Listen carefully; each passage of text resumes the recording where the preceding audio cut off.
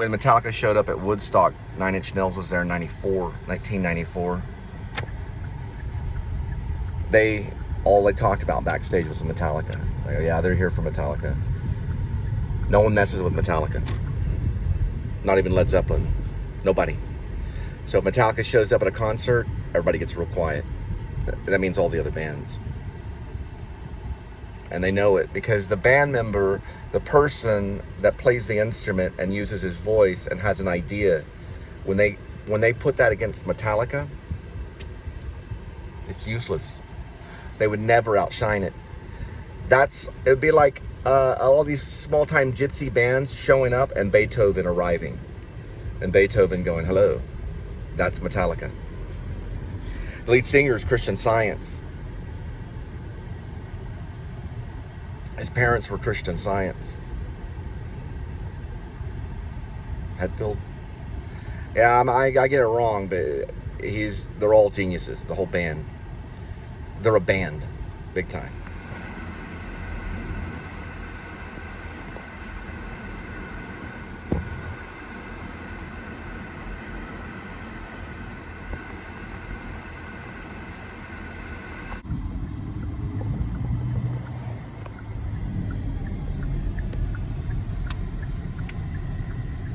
Remember, Velvet Taco's open really late. There's Poag, that's one Irish pub right there. Abby's on the other side. Looks like we might be going on the other side of Blue Mesa. We freeze? We froze right there. Interesting. We'll figure it out.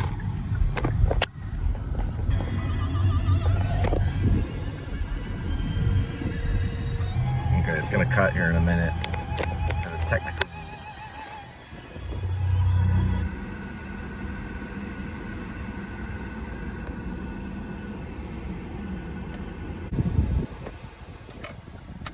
They were technically gifted. They're technically, yeah, I've heard it from many other musicians that Metallica is technically the best band that there ever was. Technically. And it's, you know, what it is they didn't go too fast, but they did go fast, and that they had the double drum thing and snare and bass, double drum, bass kick, whatever. They revolutionized that, where the drum sounds like a machine gun. 9 Inch Nails was at Woodstock in 1994, and they just talked about them backstage. You got them on videotape. It's on YouTube. They're like, oh, Metallica, they're here to see Metallica, and they're just talking about Metallica the entire time. But they did pretty good. 9 Inch Nails did pretty good. But when Metallica got on stage, everybody knew that was the band. They were the Crosby, Stills, Nash, and Young. They were the bomb, literally, almost. This is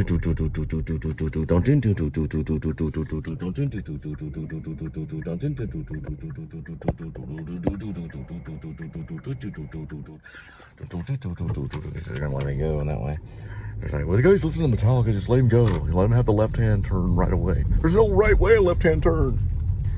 Linda would know all about it. Driver ed instructor.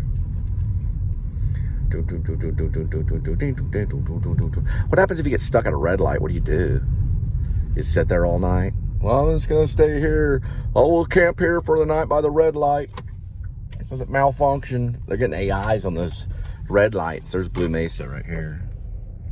Yeah, they're getting like red light AI programs, artificial intelligence for red lights. Well, we've been sitting here at the red light for a real long time right now. I don't know what you do. And driver's ed would tell you, what do you do? Ooh, I still have to get permission to release a show, don't I? We'll just go for this one right here. So I don't need permission. I don't even need to release a show to get, you know what I mean? It's this one right here. You have a good day.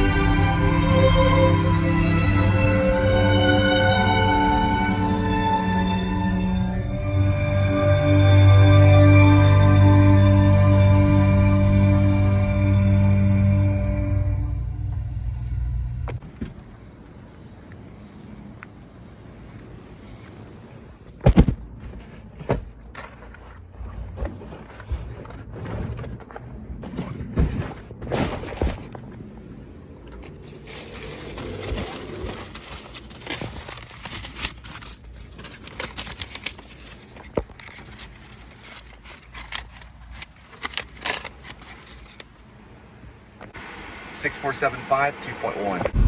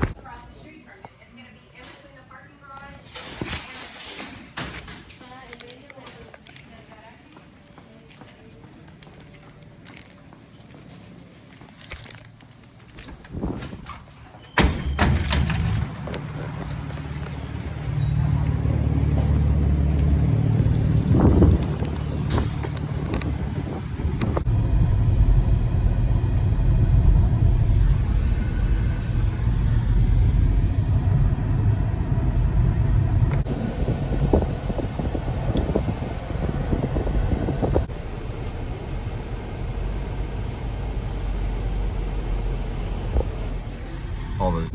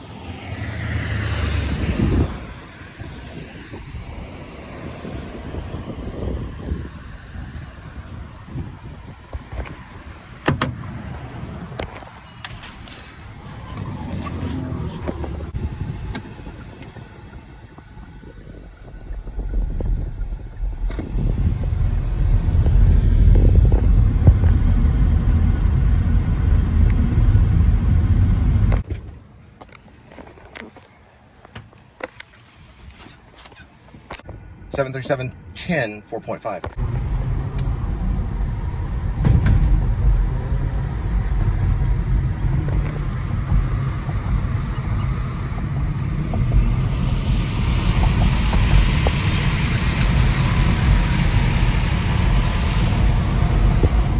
Rockwood go-karts and mini golf.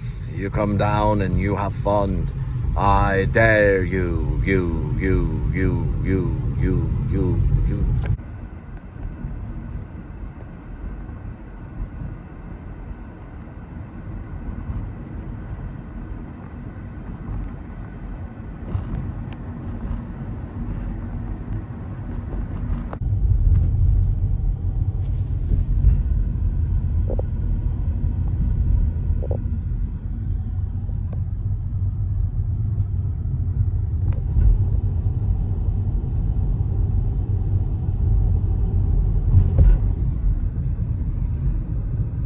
Probably not. I mean,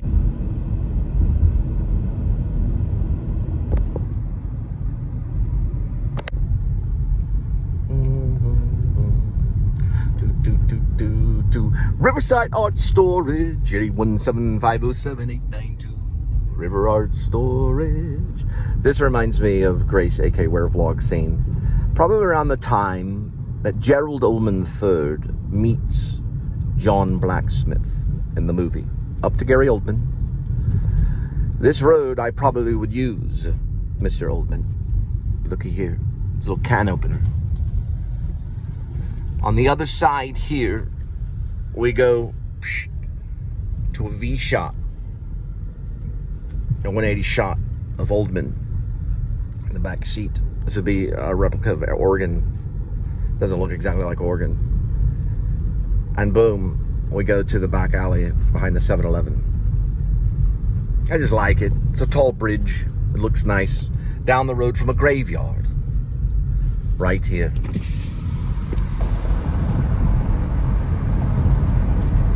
Where the graves lie. Where the graves rest.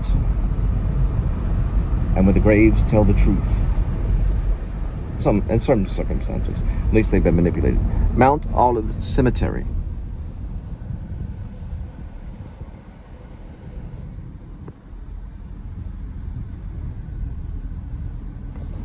The mausoleum.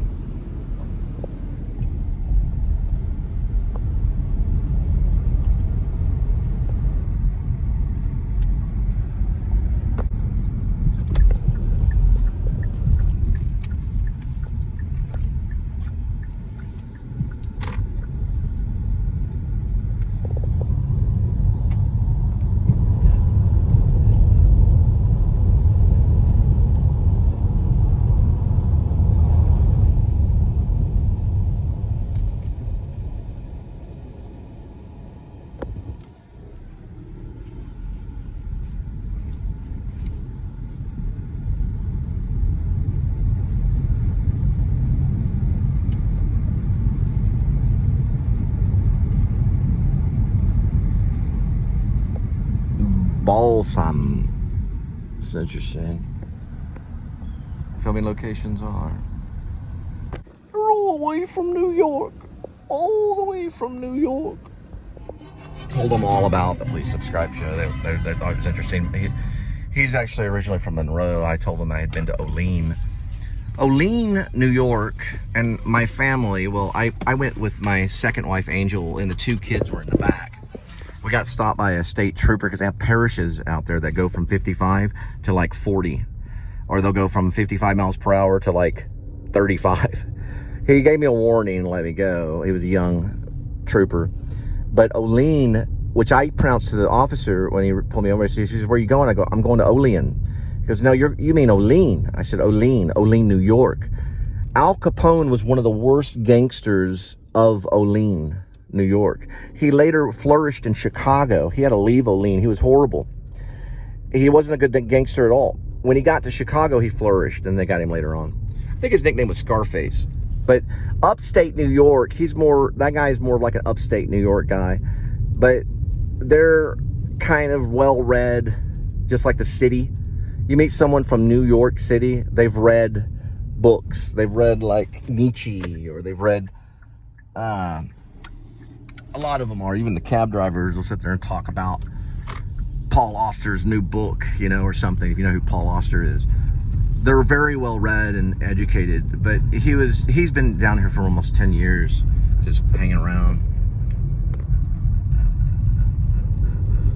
Why New Yorkers would come here, I don't know. But I told him about Grace, aka Werevlog, and of course Gary Oldman and the project said, hey man, on this project that I'm working on right now, I've already got in touch with Christoph Waltz. You know, he already got a message and he has a script. I know Christoph Waltz is about to start acting school. He's about to start training as a teacher. So he's teaching acting in New York, or Christoph Waltz is. He's about to start. He's advertising on Facebook.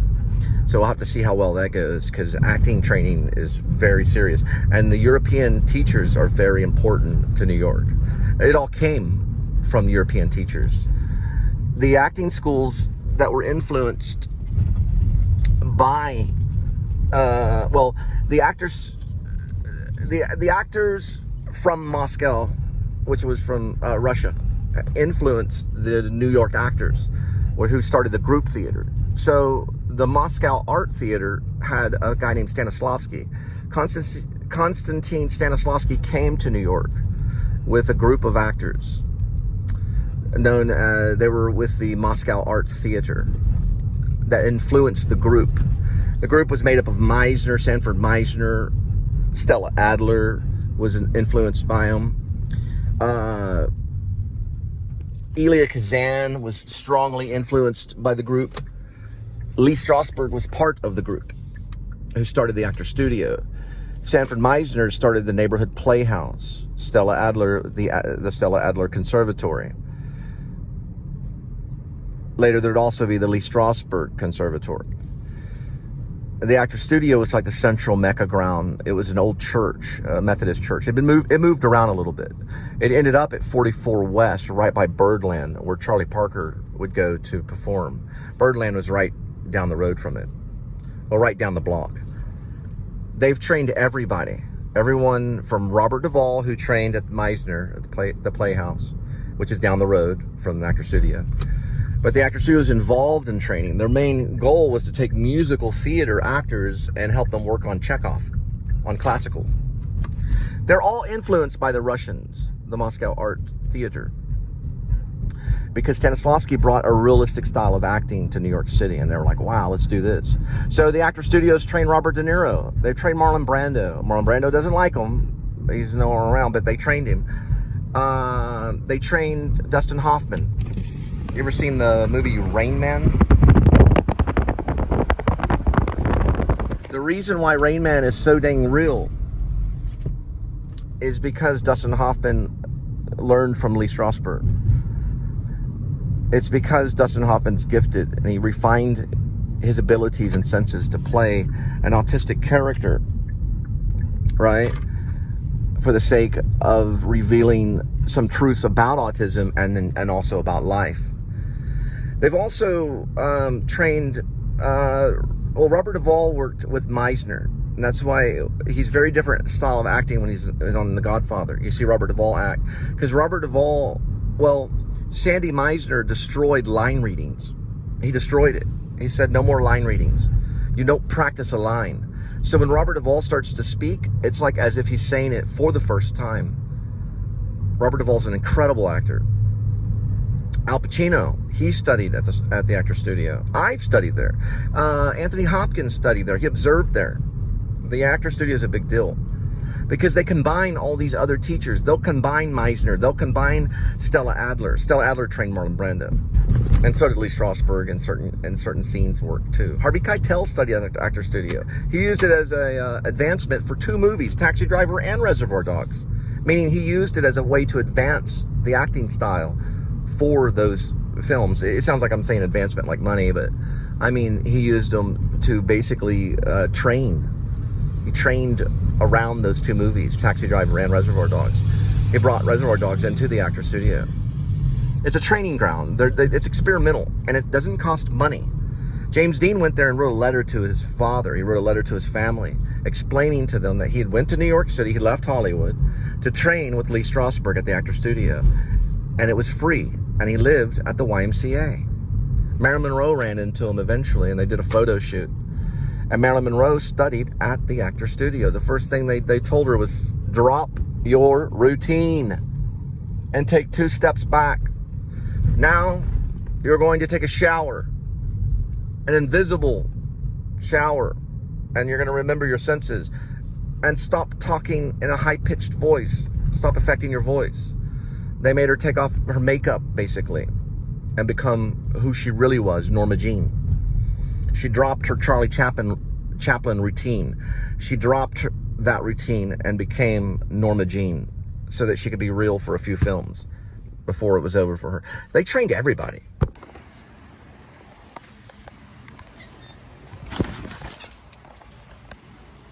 All right, 832.3, 1.5.